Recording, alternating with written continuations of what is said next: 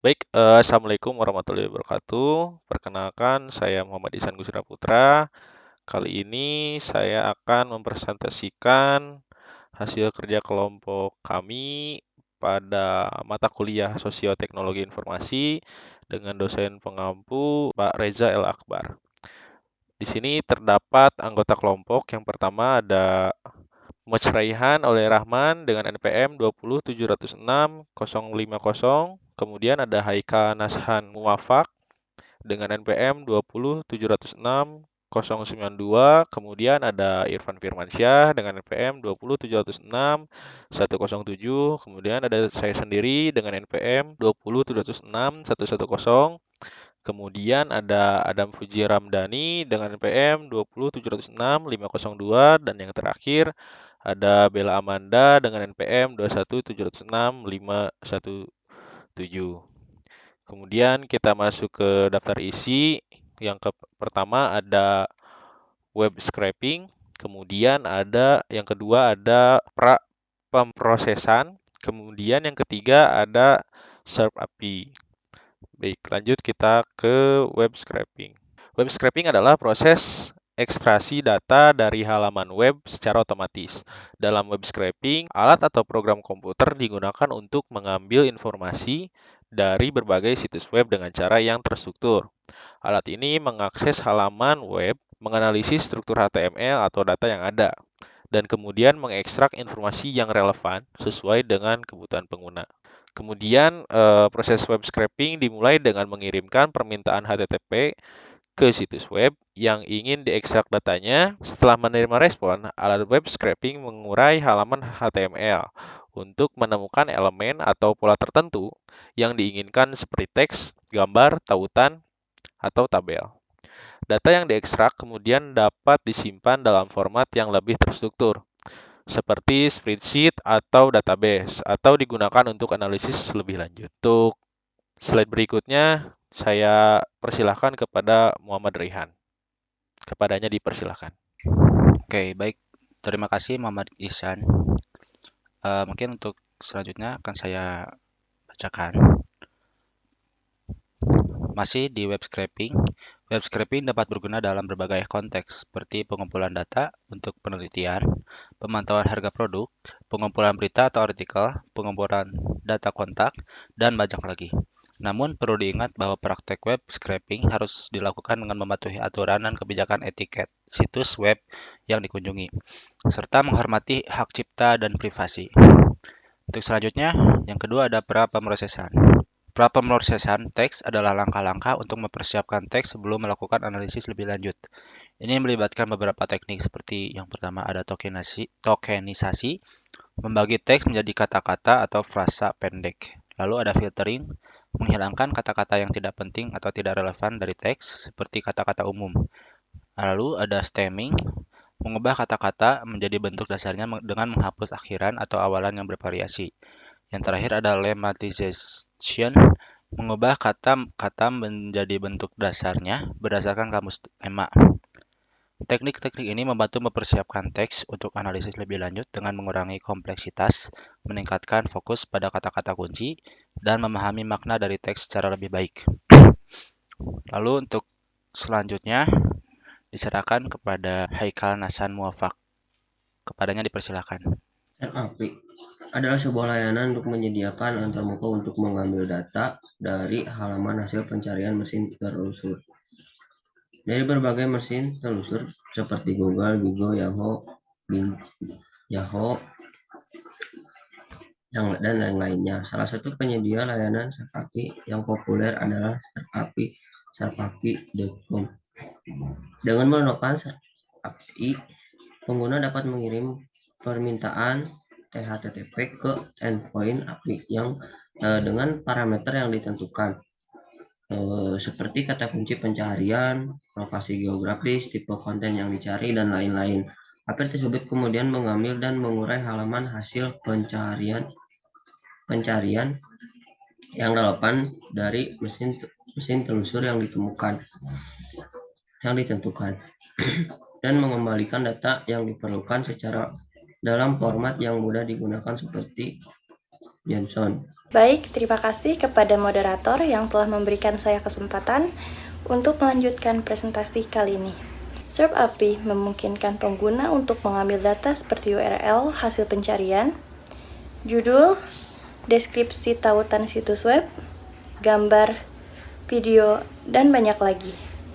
Ini memberikan kemampuan untuk mengotomatisasi pengambilan data dari halaman basil pencarian mesin telusur tanpa perlu melakukan scraping langsung atau memecahkan mekanisme anti-scraping yang kompleks.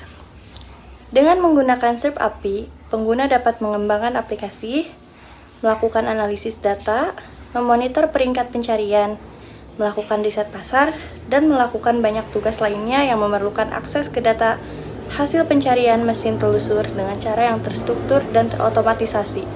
Baik, terima kasih. Selanjutnya ada SERP API. Untuk menggunakan SERP API dalam Python, langkah-langkahnya cukup sederhana. Pertama, yang perlu dilakukan adalah mendaftar di situs SERP API dan mendapatkan kunci API yang valid. Setelah itu, dapat menggunakan pustaka request untuk mengirim permintaan HTTP ke URL API SERP dengan menyertakan parameter yang sesuai, seperti pencari, misalnya Google, dan kata kunci pencarian. Setelah menerima respon dari API yang biasanya dalam format JSON, selanjutnya dapat memproses data tersebut sesuai dengan kebutuhan. Dapat mengakses informasi seperti judul, deskripsi, URL, dan tautan hasil pencarian dari respon JSON. Juga dapat menyimpan data dalam format yang diinginkan, seperti file, CSV, atau database untuk penggunaan analisis selanjutnya.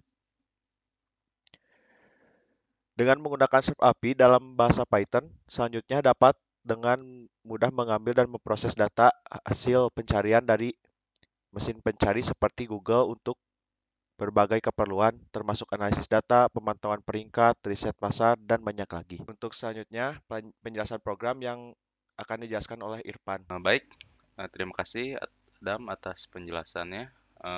Saya Irfan di sini akan menjelaskan tentang program yang telah dibuat. Pertama, untuk programnya sendiri kita memerlukan yang pasti pertama Python ya. Lalu library-library yang kita perlukan adalah yang pertama untuk pemrosesan natural language kita memerlukan library yang bernama NLTK, yaitu dengan menginstalnya dengan pip install NLTK. Lalu yang kedua untuk penyimpanan hasil dari pencarian yang telah dilakukan, kita memerlukan library pandas. Lalu untuk yang terakhir untuk menghubungkan antara API SERP API dengan Python, kita memerlukan yang namanya Google Search Results. Lalu ya yang terakhir yang pasti kita memerlukan API key dari SERP API itu sendiri. Yang bisa kita dapatkan dengan membuat sebuah akun di serpapi.com. Lalu kita akan diberi 100 search secara gratis. Kembali lagi untuk penjelasan programnya. Di sini yang pasti kita harus mengimport dulu library-library yang dibutuhkan, seperti Pandas yang akan dinamai oleh saya menjadi PD, lalu NLTK, lalu mengambil corpus dan stopword dari NLTK, mengambil tokenize dan mengimport word tokenize, mengambil stem dan mengimport porter stemmer, lalu dari SERP API mengambil Google Search. Di sini saya membuat dua buah fungsi ya. Yang pertama untuk pre-processing data seperti tokenizing, filterizing, dan stemming. Yang kedua, saya membuat fungsi search function yaitu untuk mencari atau men-search data yang kita perlukan. Yang kita perlukan di sini kan untuk mencari coffee shop dari API SERP API itu. Untuk searching, di sini kan saya menggunakan engine-nya untuk Google Maps ya. Lalu query-nya yaitu coffee shop. Dan IL ini adalah untuk menentukan koordinat yang akan kita cari. Yang dimana saya membuat 2 buah koordinat, yaitu Tasikmalaya dan Ciamis ya. Lalu di function itu, untuk yang pertama saya jabarkan untuk latitude, lalu untuk longitude dan API-nya ya, yang kita dapat dari web API SERP API itu sendiri. Di sini saya bisa dilihat untuk Ciamis minus 7, sekian, 108, sekian, dan API-nya. Untuk Tasikmalaya, untuk Ciamis minus 7,3, 108,3. Lalu hasil dari searching tersebut saya taruh di sebuah variabel yang bernama df, yang dimana df itu terdapat dari result yang dihasilkan dari Tasikmalaya ditambah dengan result yang dihasilkan dari Ciamis. Di dalam df itu saya menyimpan ada title, address, review, dan rating. Lalu ditambah dengan title tokens atau dari pra-processing data yang ada tokenizing, filtering, dan stemming. Oh ya, untuk di sini saya mencari per searching itu maksimal 20 ya. Lalu di sini saya sortir coffee shop yang telah di searching berdasarkan rating paling tinggi. Lalu di sini yang paling terakhir itu untuk menyimpan data yang telah di searching ke dalam hasil.csv. Ya, selanjutnya coba kita run program ini.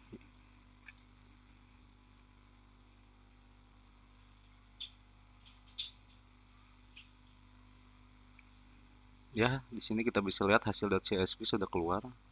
Lalu kita juga bisa melihat dari dashboard SERP API itu sendiri yang tadinya 25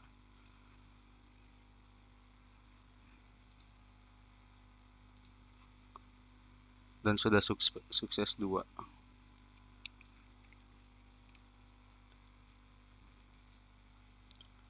Kita bisa melihat hasilnya, hasil dari hasil.csv itu. Nah, kita bisa lihat sesuai dengan yang tadi ada title, lalu address, review, dan rating. Dan di sini pengurutan datanya berdasarkan rating dan jumlah data yang diambil itu berjumlah 40, yaitu dari Ciamis 20 dan Tasikmalaya 20. Lalu ada title token dari pra-processing yang kita buat tadi. Mungkin cukup sekian.